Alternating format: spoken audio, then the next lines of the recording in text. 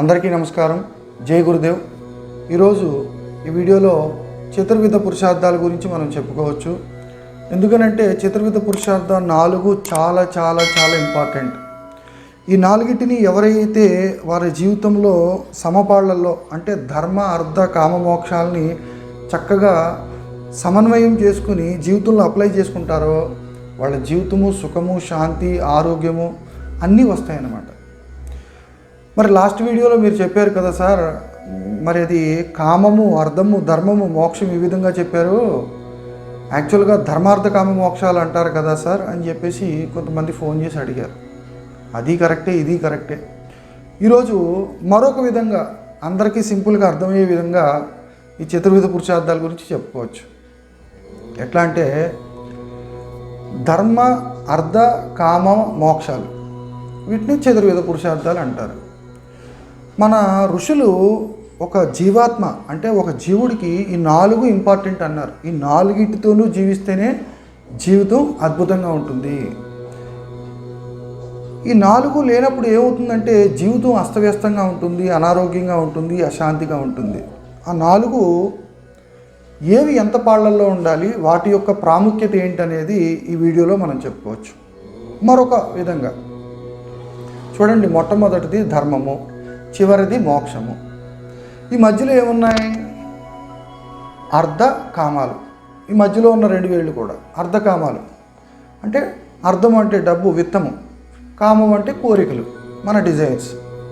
So ఈ రెండింటిని మధ్యలో ఎందుకు పెట్టారు? ఆ చివర ఈ చివర, ఆ చివరేమో ధర్మాన్ని, ఈ చివరేమో మోక్షాన్ని పెట్టారు. ఇందులో ఉన్నటువంటి ఆంతర్యం ఏంటి మనం తెలుసుకోవచ్చు. చాలా గొప్ప ఆంతర్యం అండి. మన ఋషులు ఎంత చక్కగా పెట్టారు చూడండి. అర్ధకామాలంటే డబ్బు కోరిక. ఈ 2 మనం పుట్టిన తర్వాత వస్తాయి, మనం చనిపోయినప్పుడు వదిలేసి వెళ్ళిపోతాం. అంటే మధ్యలో వస్తాయి, మధ్యలో పోతాయి.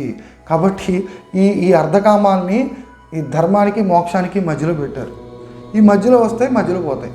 కానీ ధర్మం అనేది, అందుకనే ధర్మో రక్షితి రక్షిత అన్నారు. మనం చనిపోయిన తర్వాత కూడా ఈ ధర్మం మనకి ఉపయోగపడుతుంది. అలాగే మోక్షం అనేది మన జీవితంలో అల్టిమేట్ మనం పొందవలసినటువంటి చేరవలసినటువంటి లక్ష్యం. ఇది జీవన విధానం. అయితే ఈ 3 జీవిత లక్ష్యం అనేది మోక్షం. చూడండి, ఫస్ట్ ధర్మార్థాల గురించి మనం చెప్పుకోవచ్చు, తర్వాత కామ మోక్షాల గురించి మనం వివరించుకోవచ్చు. ఫస్ట్ ధర్మము. ధర్మం అంటే సామాన్య ధర్మాలు ఎన్నో ఉంటాయి, కానీ అన్నిటికన్నా ముఖ్యమైనటువంటి ధర్మము అహింసయే పరమధర్మము అన్నారు మన ఋషులు. అహింసయే పరమధర్మము. అంటే ఇంట్లో ఉంటాయి, భర్తకు భార్య చేసుకునే ధర్మాలు, భార్య భర్తకు చేసేది, పిల్లలు తల్లిదండ్రులను చూసేది, తల్లిదండ్రులు పిల్లలుగా ఉన్నప్పుడు పిల్లల పట్ల ఉండవలసిన ధర్మము, గృహస్థ ధర్మం ఎన్నో ఉన్నాయి. ఇవన్నీ కూడా సామాన్య ధర్మాలు. కానీ ఉత్తమమైనది, ఉత్కృష్టమైనది, ప్రతి మనిషి కూడా ఆచరించవలసినటువంటి పరమధర్మం ఏంటంటే అహింసయే పరమధర్మము. సకల ప్రాణికోటి పట్ల, మూగజీవాల పట్ల ప్రతి ఒక్కరూ ఆచరించవలసిన ధర్మం ఏంటంటే అహింస. అహింసే అన్నిటికన్నా గొప్పది నా దృష్టిలో, నా పర్సెప్షన్లో నేను చెప్తున్నాను. సో ధర్మం ఉండాలి, ఓకేనా? తర్వాత ధర్మం పక్కన కామం పెట్టారు. ధర్మం పక్కన అర్థం పెట్టారు. అర్థము అంటే విత్తము, డబ్బు. ఈ డబ్బు ఎలా ఉండాలి? ధర్మబద్ధంగా ఉండాలి. నీ విత్తము, నీ సంపాదన, నీ లైవ్లీహుడ్ ఎలా ఉండాలంటే ధర్మబద్ధంగా ఉండాలి. అంటే లంచాలు తీసుకోవడం కావచ్చు, లేకపోతే ఇంకొకరిని మోసం చేసి కావచ్చు, లేకపోతే అన్యాయార్జితం చేసి కావచ్చు, లేకపోతే ఇంకొకరు ఏవైనా కబ్జా చేసి వాటి మీద కోట్లు సంపాదించవచ్చు. ఇవన్నీ కరెక్ట్ కాదు నాయన. ధర్మబద్ధంగా నీ అర్థం ఉండాలి, నీ సంపాదన ఉండాలి, నీ డబ్బు ఉండాలి, నీ విత్తం ఉండాలని చక్కగా ఇది 2వ పాయింట్గా ధర్మం పక్కన అర్థాన్ని పెట్టారు. ఎంత గొప్పగా పెట్టారు చూడండి. అందుకనే మన ఋషులు ఉపనిషత్తుల్లో చెప్పారు, అన్యాయార్జితం విత్తం సమూలం వినశ్యతే. అన్యాయార్జితంగా సంపాదించినటువంటి విత్తము, డబ్బు సమూలం వినశ్యతే. నువ్వు సంపాదించిన డబ్బు, అంతకుముందు నీకున్న డబ్బు మొత్తం పోతుంది. అన్యాయార్జితం విత్తం సమూలం వినిశ్యతే, మొత్తం పోద్ది. సో అన్యాయార్జితం ఎప్పుడూ పనికిరాదు. న్యాయబద్ధమైన ధర్మబద్ధమైనటువంటి విత్తము అర్థం ఉండాలని ఎంత చక్కగా పెట్టారు చూడండి. సో ఈ రెండు. దాంతోపాటు మరి ధర్మం గురించి ఇంకొక పాయింట్ చెప్పుకోవచ్చు. విముఖాః బాంధవాయాంతి ధర్మస్థమనుగచ్చతి అని మనకి ఉపనిషత్తులు చెప్తారు.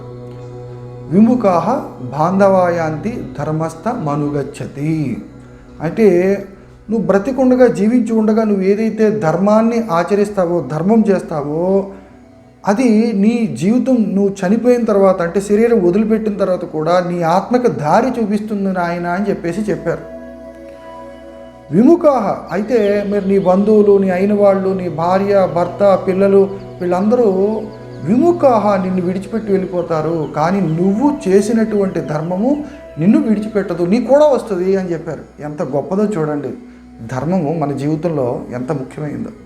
కానీ మన జీవితంలో అర్ధకామాలకే ప్రయారిటీ ఇస్తూ ఇప్పుడున్నటువంటి ప్రపంచంలో 100కి 90 మంది అర్థము కామము అంటే డబ్బు సంపాదించుకోవడము, కోరికలు కామం తీర్చుకోవడము. అంటే కోరికలు అంటే వస్తువులు కొనుక్కోవడం, ఇళ్ళు కట్టుకోవడం, పొలాలు కొనడం, నగలు, వీటి వెంటే వెళ్తుంది ప్రపంచం. అంటే ఇవి వ్యతిరేకం కాదు, కానీ వీటికే ప్రయారిటీ ఇస్తున్నారు.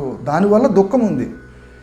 ఈ రెండు ప్రాపంచికము, అర్ధకామాలు. కానీ ధర్మము, మోక్షం అనేది ఆధ్యాత్మిక మార్గంలో ఉన్నతిని, మనకి దుఃఖ విముక్తిని పొందడానికి ఇవి రెండు ఉపయోగపడతాయి.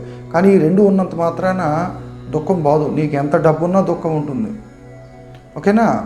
మోక్షం లేకపోతే ఇంకా ఏడుపు ఎప్పుడు, అక్కడే అన్ని దుఃఖాలు ఉంటాయి. అంటే మోక్షం అంటే ఆధ్యాత్మిక జ్ఞానము, తత్వజ్ఞానము, ఆత్మజ్ఞానము.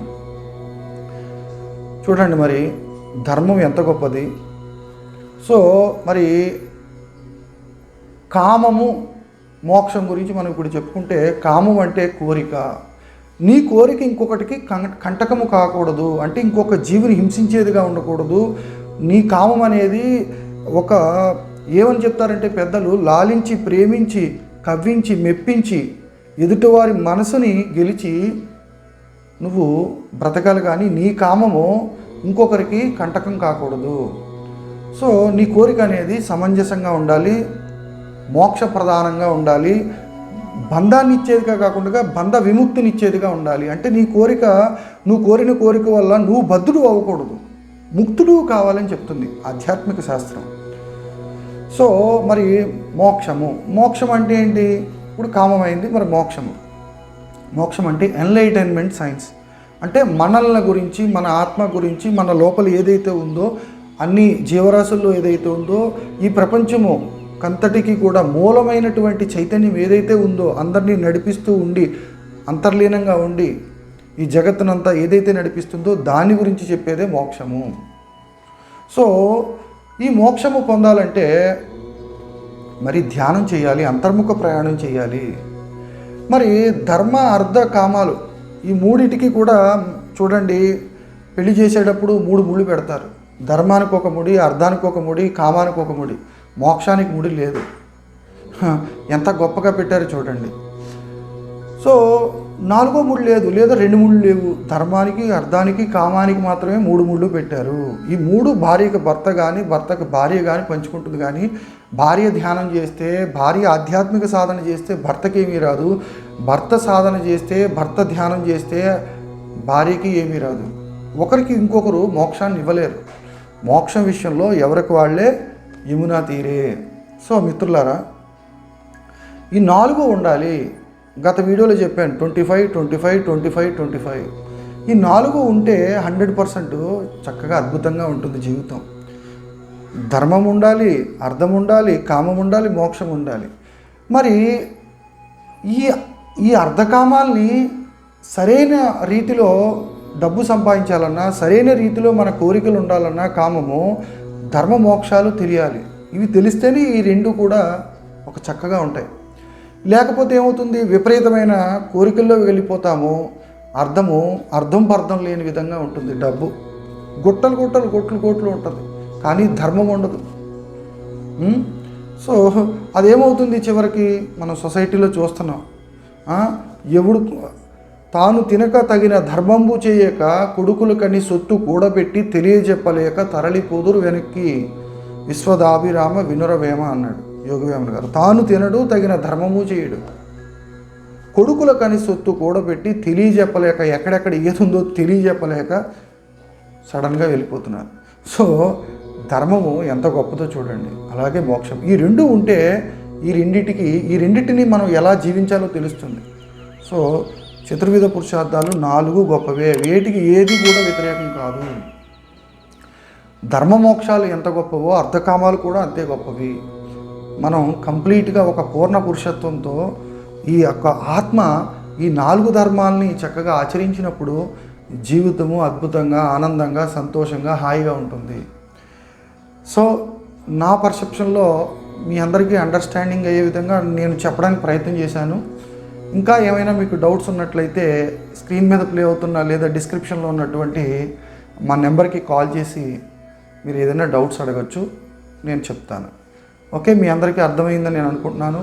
Thank you very much. Once again మా ఛానల్ని అందరికీ షేర్ చేయండి, లైక్ చేయండి, సబ్స్క్రైబ్ చేయండి, కామెంట్ సెక్షన్లో మీ అభిప్రాయం తెలియజేయండి.